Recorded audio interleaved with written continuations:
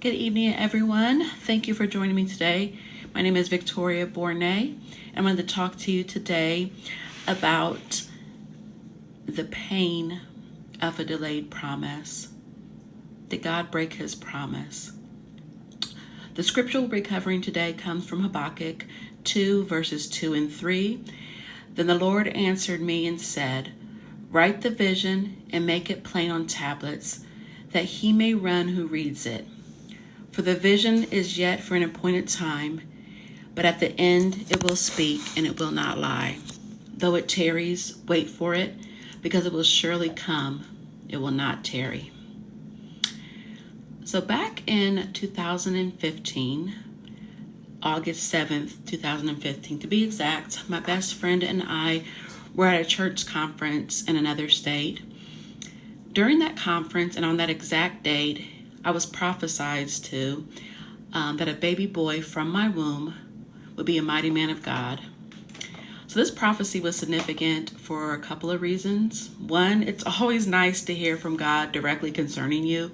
So somebody walks up to you and is talking to a promise that God has for you, and you know it's for you. It is a very emotional and happy time.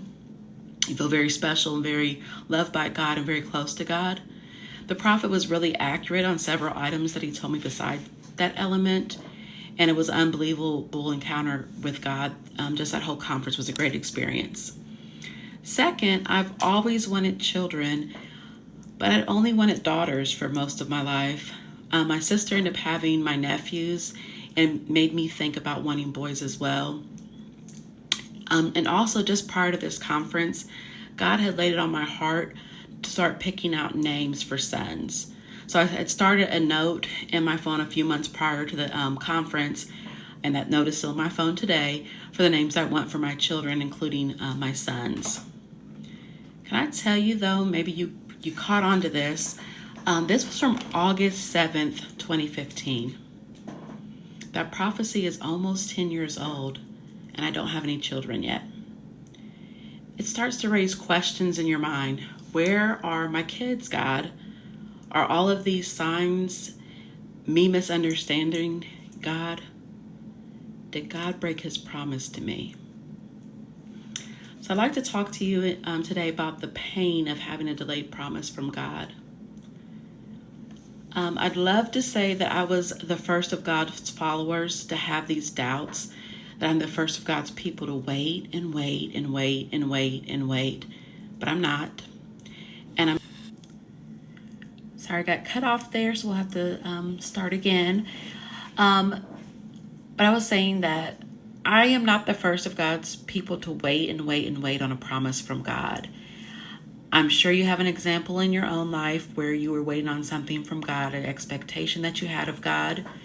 And there's a long history of these seemingly delayed promises from God as we go back and look at different people in the Bible and just throughout history. So let's go back all the way to Judah. Now the historians are going to really debate the exact year, but let's say it's somewhere around 605 BC.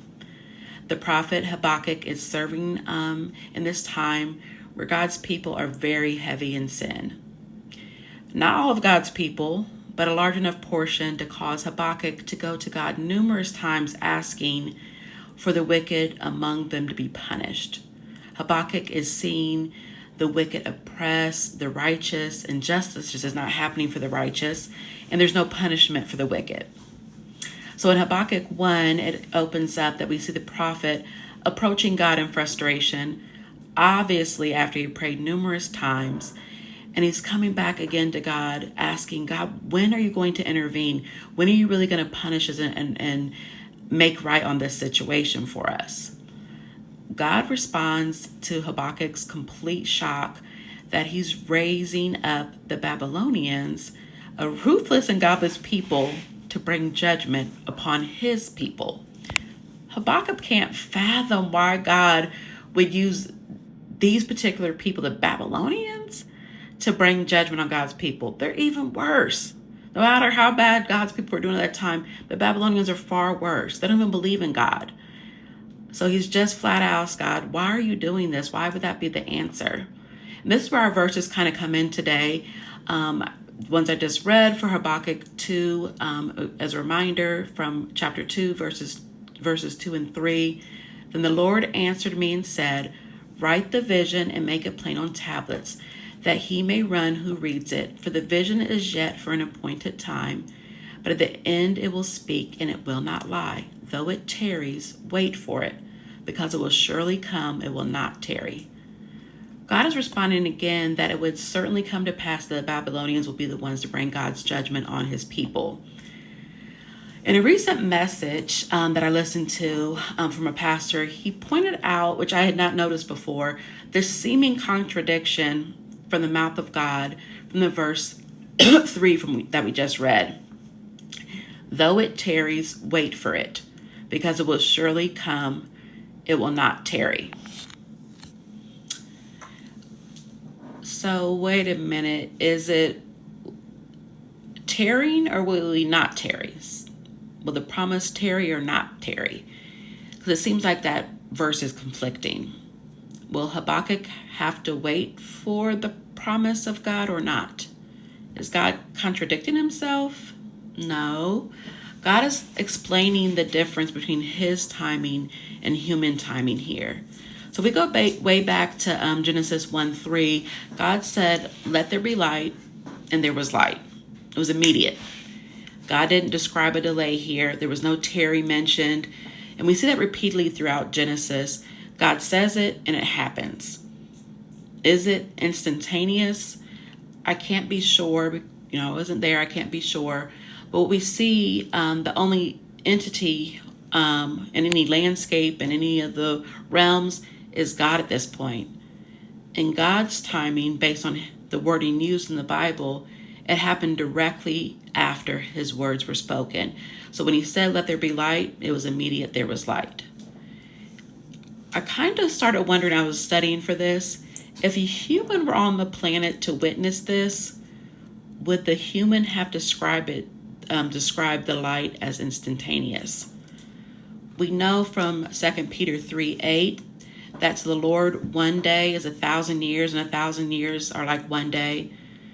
So no, God is not contradicting himself here in Habakkuk 2:3 when he says, though it tarries, wait for it, because it will surely come, it will not tarry. God is speaking to Habakkuk, and he's saying that it may seem for you, from your perspective, that it tarries and you need to wait. It will absolutely come, and it'll be the time I appointed to for it to come. God is also saying that when he said it would happen, it was already done for him. It was immediate for God because he lives in a different timescape than we do. I don't know if you ever saw Back to the Future, but they mentioned the space-time continuum a lot in that movie. The space-time continuum is different for God than that of humans. When God said it would happen, it will happen. It's a sure thing. And in God's eyes, it's already done. There's no waiting period because he's beyond our natural acknowledgement of time. We are simply waiting in our realm to see it. We're waiting in our space and time continuum to see these things come to happen. We also see in our verses for today that God's promises come to pass at God's appointed time, which is the appointed time, but it's not a human appointed time. So going back to the promises that Habakkuk gets, the promise takes place most likely just prior to 605 BC. Remember, the historians don't necessarily agree on this. During that time of 605 BC, the Babylonians were coming to power. They just defeated the Egyptians, another superpower at the time.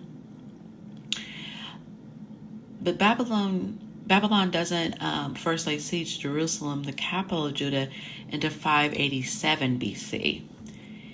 Jerusalem and Judah then fall the following year in 586 BC. And then the Babylonian people take the Jewish people into exile. So with all that being said, it's very likely that Habakkuk waited 18 years to see the initial part of his prophecy fulfilled. And it wasn't until 539 BC that the Babylonians get their reckoning when their kingdom falls, which was another part of Habakkuk's prophecy, which is at least 66 years from Habakkuk's prophecy. In other words, there was a long wait from a human perspective. Remember I said this is a repeated pattern in the Bible. God's people get prophecy years and sometimes centuries before they come to pass. So why is God telling us so early on about these promises? Would it be better not to know than to wait on the edge of your seat? I know for me, I've been waiting for 10 years or almost 10 years for my promised son. There's no evidence in the natural that I'm going to get that fulfilled. I'm aging. I'm not married yet. And this is why we need faith. God particularly said in my prophecy that my baby would come from my womb. It's not an adoption. It's not surrogate. And no offense to anybody that is their calling for their life. But God particularly used the words, it will come from your womb. And I think his words were intentional. In the past few months, I've been sent word after word after word regarding women having babies later in life. They're mentioning in sermons I've been watching. They're recounting the story of Sarah and Abraham. There are accounts on my Instagram feed, not from me searching things, but just showing up for babies, women having babies naturally later in life. These are natural births that are happening later in life for people. God is reminding me of his promise to me. He's telling me to keep the faith. He's telling me I can stand on his promise. Just like God told Habakkuk, write the promise down and make it clear. I should write down my prophecy word for word and post it so I can see it in front of me and it's front of mind for me. I have a video of the prophecy that was... My apologies, I keep on getting cut off. But what I was saying is I do have a video of the prophecy that was given to me almost 10 years ago. I need to take that and turn it into a transcript and then place it on a vision board so I have it front of mind. The story of Habakkuk tells believers that we can stand on God's promises to us. It doesn't matter what our eyes see. It doesn't matter what doubt says. God's promises do come to pass at the appointed time, God's appointed time, not man's appointed time. Our job is to keep the faith. Our job is to remind God. Our job is to have faith because faith is the substance of things hoped for and the evidence of things not seen, knowing that one day they will be seen. Habakkuk did see Babylon take over Judah. It doesn't matter that it was at least 18 human years after the promise. Babylon did later get punished. It doesn't matter if it was over 66 human years after the promise. And I will have a baby boy. It doesn't matter if it's been almost 10 years. God said it. And after he said it, it was done. It will come to pass in human time when it's God's appointed hour. I ask you today, what promises are you waiting on? There may be pain in our delay, but know that God did not break his promise to you. I wanted my baby yesterday, but God will not break his promise to me. I stand in faith with you. It will not tarry. It will happen in his appointed hour. You just need to remain in faith. Write those promises down. Remind God of them in your prayer time. Rebuke discouragement that comes your way.